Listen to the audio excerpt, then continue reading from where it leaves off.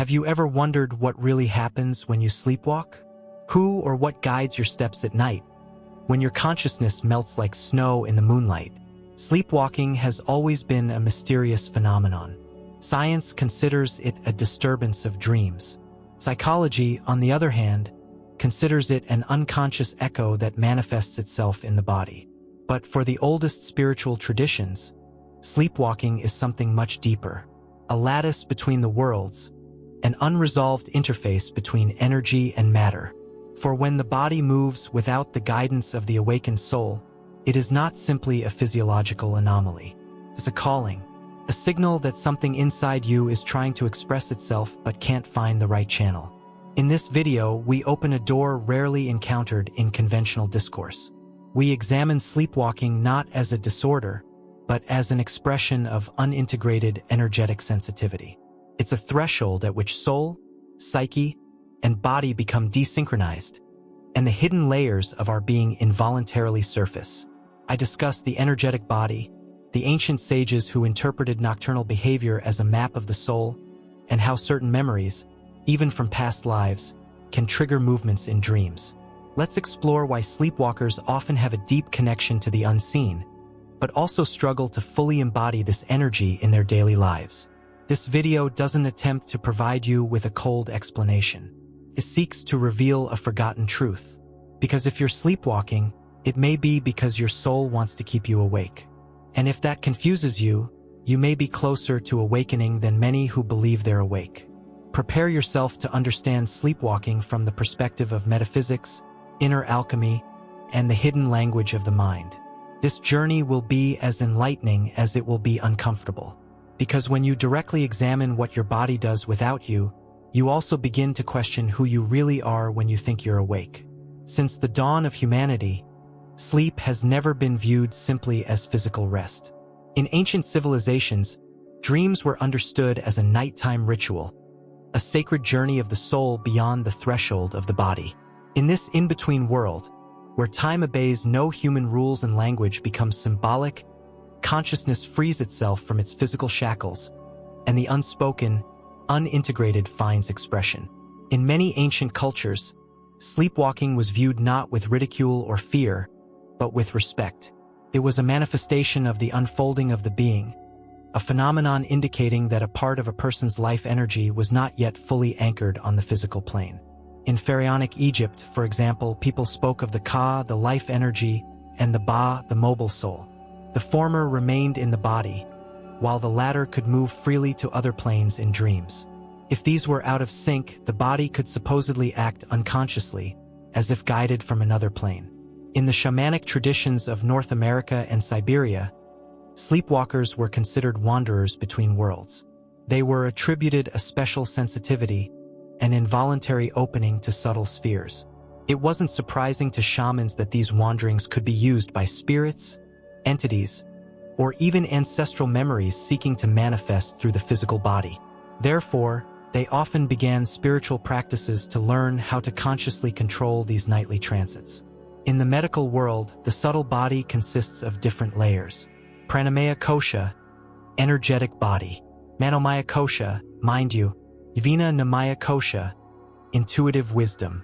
If these layers are out of alignment, unwanted out-of-body experiences can occur. Sleepwalking was considered a symptom of prana, the life energy, being misdirected in the dream state.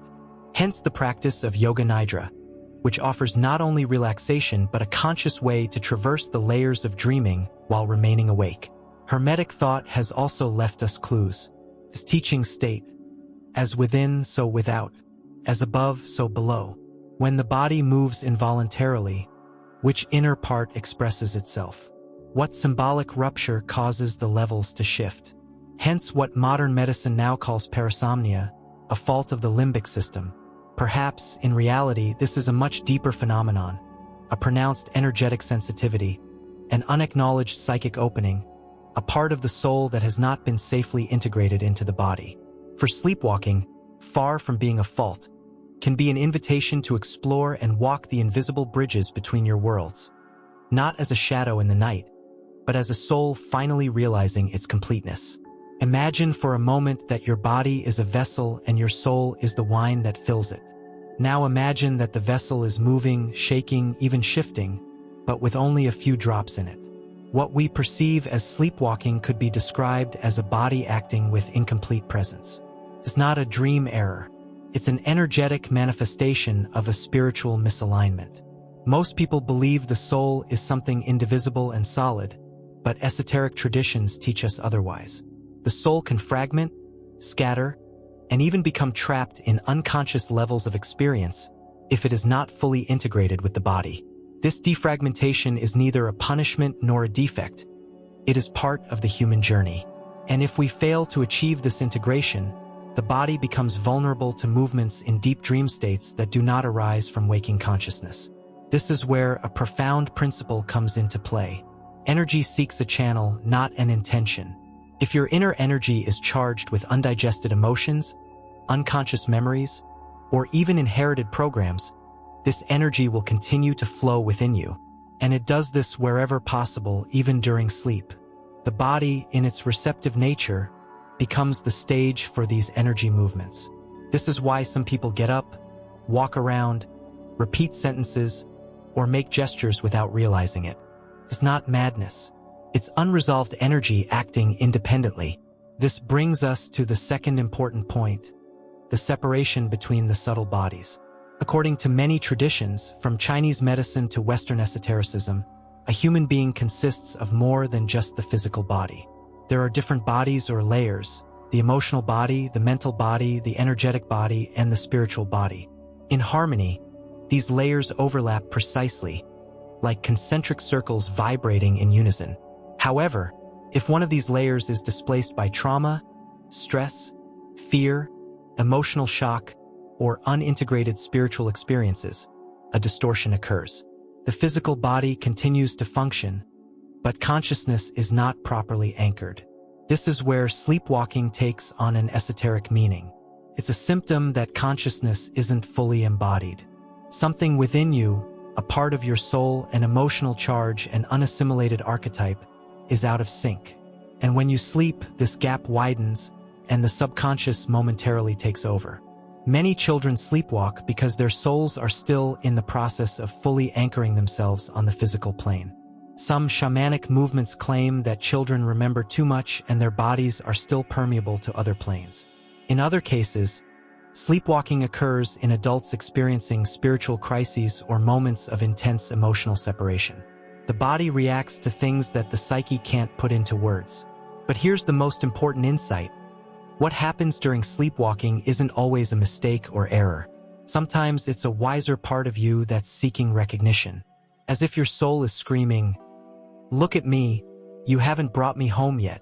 Recognizing this will change your perspective on sleepwalking.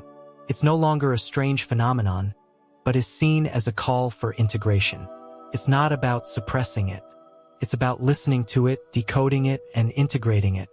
Now that we understand that sleepwalking can be a symptom of a misalignment between the subtle and physical bodies, we must ask an even deeper question. What forces are at work when consciousness is absent? The esoteric tradition teaches that the body is not just made of flesh and blood, but a vibrational instrument, a psychic antenna that absorbs, transmits, and channels invisible frequencies. When we sleep, this antenna continues to function, but without the filter of consciousness. Then the energies of the personal, collective, or even the surrounding unconscious can manifest through us. And here something very revealing happens. There are people who, like sleepwalkers, repeat gestures, phrases, or patterns without having consciously experienced them. Some go to the same place. Others seem to relive situations from the past. Or they express suppressed emotions in involuntary body movements. What if what the body is performing is a trapped energetic memory? An untold story seeking release through the only available path, the sleeping body. In some African cultures, sleepwalking is considered a form of passive trance, an inadvertent opening of the spiritual channel through which benign or less benign beings can communicate. Therefore, some shamans place particular emphasis on energetic protection rituals before dreaming. Not because one is afraid of sleepwalking, but because one understands that the soulless body can be a drum that anyone can play. Two important paths open up here. The first is emotional trauma. People who experience shocking or unresolved events may experience a partial energetic unfolding. The soul partially withdraws from the body for protection. It doesn't leave it completely, but it doesn't fully inhabit it either. This emptiness allows repressed fragments of the psyche to be released during dreams. The second path, that of psychic sensitivity, leads nowhere. Some people are born with heightened perception, with a finer threshold between levels. These people, often described as hypersensitive or empathic, possess a natural ability to sense energies. However, if they don't consciously harness this sensitivity, it can manifest itself in altered physical states such as sleepwalking. It's like having a radio that receives many signals simultaneously but doesn't know how to tune to the right channel. And this is where a fundamental paradox arises. Sleepwalking can be a master disguised as a dysfunction, an opportunity to recognize one's own openness, one's connection to subtle levels, and one's own ability to function as a channel. But if one isn't aware of this, the master becomes chaos, because sensitivity alone isn't enough. It's necessary to maintain control over your energy. The way is not to suppress it, but to re-educate it, to integrate what is unresolved, close unnecessary psychic portals, learn to remain present even in rest. For when the soul is in the body sleeps peacefully. But when there is disharmony, the body moves as if guided by invisible winds. Who is driving these winds? Your past? The collective unconscious? Your higher self? Perhaps it's time to listen to it with reverence rather than fear. After all, not everything that happens at night is darkness. Sometimes it's the soul returning home. If you've ever felt your body move without your consent, if something comes back to life in the night while you're gone, then you know how unsettling living with sleepwalking can be. But you're not broken. You are not lost. You are open, perhaps more than the modern world has taught you. Therefore, the first piece of advice is neither medical nor technical in nature. The spiritual. Stop fighting your sensitivity. What you call sleepwalking cannot be a form of soul intelligence seeking expression. When you reject it, this energy condenses. When you recognize it, you begin to integrate it. 1. Ritualize your rest.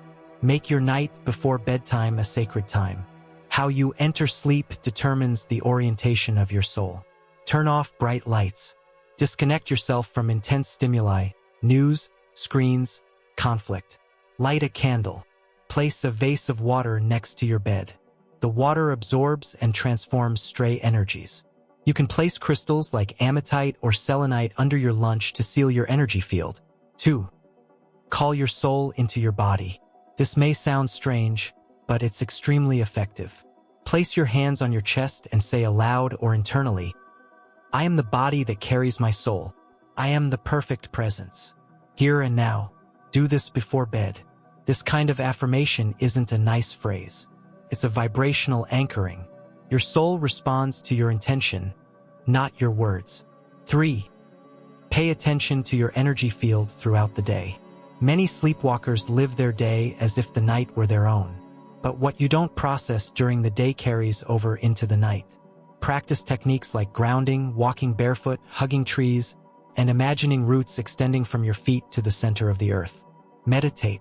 Breathe deeply at least 3 times an hour. Your body needs to know you're there. 4. Write down what you don't remember. Keep a dream journal, but also a journal with blank notes. If you don't remember anything from the night, write it down. I woke up somewhere else. I don't know what I did. I feel strange. This writing is a way to bridge the gap between the unconscious and the conscious. Over time, this opens doors to understanding. 5. Accept energetic help if needed. There are cases where sleepwalking is related to external influences or very old memories. Consult a reputable energy therapist, a shaman, or someone who works with field clearing or regression, not out of fear, but out of a desire to regain your sovereignty. Because ultimately, sleepwalking is not a punishment. It's a loving reminder that a part of you hasn't arrived yet. And the more you try to look without prejudice, the faster that part returns, and your body finally comes to complete rest. Now you know, sleepwalking is neither a flaw nor a meaningless clinical rarity. It is an ancient whisper that penetrates the walls of the subconscious. It is the echo of a greater truth that many fail to consider. Body and soul aren't always perfectly in sync. And when this dance loses its rhythm, signs appear. Sometimes subtle, sometimes strange, but all important. The modern world tries to hide what it doesn't understand. It labels sensitivity as weakness, altered states of consciousness as pathologies, and spiritual experiences as mere systemic errors. But you're here because you know there's more. That behind every unusual phenomenon lies a hidden truth. And that the invisible is no less real, just more subtle. You wandered through the nights without knowing why. You woke up in different places. You felt something moving, even though it wasn't. And maybe you were scared, confused, or simply surrendered to the thought that it was you. But that's precisely the invitation. Stop seeing it as a problem. Start seeing it as a gateway. Sleepwalking can be a deep call from your soul to come to your senses. Not just your body, but all your parts. Your unspoken emotions. Your memories aren't healed. Your light hasn't yet incarnated. You don't have to eliminate it. You need to hear what he has to say. What part of you moves at night without your permission? What aspect of your consciousness hasn't yet been acknowledged? These questions don't seek quick answers.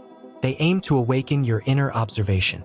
And from there, you begin a sacred work, the art of reintegration. And if you've made it this far, it's no accident. Something inside you is ready for this reintegration. Something inside you no longer wants to move unconsciously. It no longer wants to live half-heartedly. You don't want to sleep anymore, even when you think you're awake. If this message resonates with you, I invite you to delve deeper into these paths of self-discovery. Subscribe to the channel, like it, and share this video with anyone who needs this insight. For many walk in the night without knowing why. Perhaps you are the light that will guide them back. And remember that, when you return your soul to your body, rest becomes healing, dreams become wisdom, and darkness becomes a point for your own light.